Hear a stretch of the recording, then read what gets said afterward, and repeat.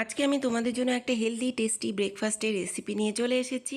প্রথমে আমি এখানে প্লেন ওটস নিয়ে নিচ্ছি 4 চামচের মতন।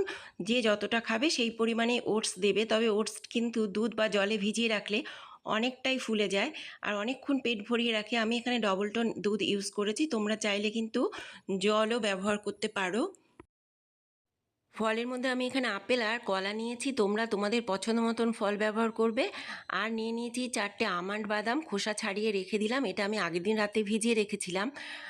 একটু কুচিয়ে নিলাম, তোমরা আমন্ডের পরিবর্তে আখরোট, কাজু, পেস্তা এমনকি চিনেবাদামও ব্যবহার করতে পারো, তবে বাদামের পরিমাণটা খুব অল্প পরিমাণেই দেবে।